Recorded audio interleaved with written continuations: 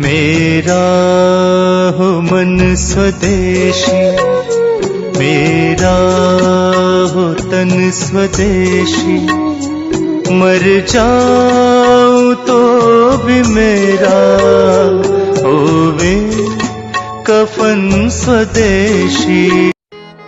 दोस्तों सब्सक्राइब करें और इस बेल आइकन को दबाएं और पाएं वीडियो सबसे पहले। मैं भारत को भारतीयता की मान्यता के आधार पर फिर से खड़ा करना चाहता हूं, उस काम में लगा हूं। मैंने कभी सीखी भी नहीं, अंग्रेजी सीख लिया जिससे कोई ज्ञान नहीं मिलता और दुनिया की सबसे रद्दी भाषा है। जो बोलते हैं वो लिखते नहीं, जो लिखते हैं वो बोलते नहीं। अंग्रेजी में एक शब्द है सुनामी, कैसे लिखते हैं? TSUNAMI। बोलते क्यों नहीं T tsunami, T tsunami, T tsunami? कहते जी टी साइलेंट है तो लगाया क्यों, हटा दो उसको। एक शब्द है किटचेन, KITCHEN, कहते नहीं किचन किचन किचन, फिर KIT क्यों लिख रहे हो? टी साइलेंट है क्यों लगाया, हटा दो। ऐसी मूर्खता की भाषा। PUT पुट तो BUT बुट, और BUT बट तो PUT पट। कुछ लॉजिक है इसमें? विचित्र भाषा है और लोग लगे हैं इसको बोलने में। कभी कभी तो बिना सोचे समझे बोलते हैं। कुछ पढ़े लिखे लोगों के घर में जाता हूं, कहते हैं ओ Rajiv Dixit, she is my missus. मैं पूछता हूं रियली?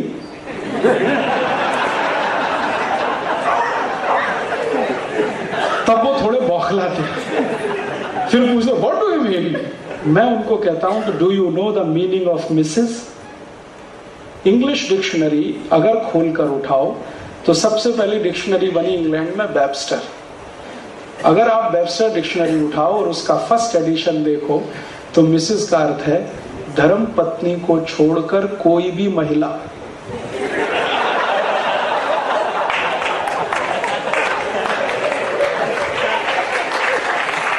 वो मिसेस होती। और यूरोप में बताए ना धर्म पत्नियां नहीं होती। हाँ, क्योंकि 70% यूरोपियन तो शादी ही नहीं करते, बिना शादी के रहते। वो एक शब्द उन्होंने बनाया लिव इन रिलेशनशिप, जिसमें शादी नहीं होती तो धर्म पत्नी नहीं होती, तो वो सब मिसेस होती है। हाँ, मिसेस का ये मतलब, और मिस्टर उसका वाइस वर्सा।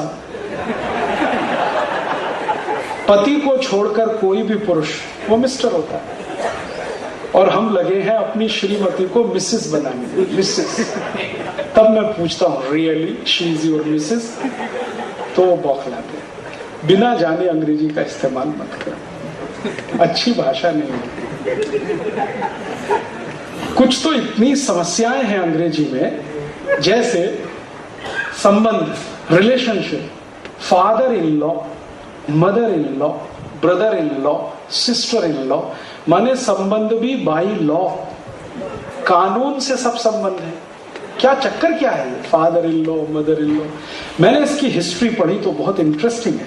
हिस्ट्री ये है कि इंग्लैंड में, यूरोप में 1500-1600 साल एक परंपरा रही है जिसमें कोई साधारण व्यक्ति शादी नहीं कर सकता था बिना राजा की अनुमति के। राजा की अनुमति मिले तो शादी होती थी, बिना अनुमति आप शादी नहीं कर सकते। तो जानते हैं क्या हुआ इसमें कि राजा की अनुमति के बिना शादी करवाने का काम एक व्यक्ति ने किया, उसका नाम था वेलेंटाइन। रोम में एक वेलेंटाइन नाम का पादरी था, चर्च में काम करता था। उसने एक अभियान चलाया कि मैं शादी कराऊंगा बिना राजा की अनुमति के। तो जिस दिन राजा को पता चला, राजा था उस समय क्लॉडियस रोम का, तो उसने क्या किया कि वेलेंटाइन को फांसी दे दिया, मृत्यु दंड। और 14 फरवरी सन 498 को उसको फांसी हुई। तो उस वेलेंटाइन की याद में उन लोगों ने वेलेंटाइन डे मनाना शुरू किया जिनकी शादियां उसने कराई थी वेलेंटाइन। अब हम पागलों की तरह से वेलेंटाइन डे मनाते बिना सोचे समझे, क्योंकि हमारे यहां कोई राजा ऐसा नहीं हुआ जिसने शादी करने पे पाबंदी लगाई हो।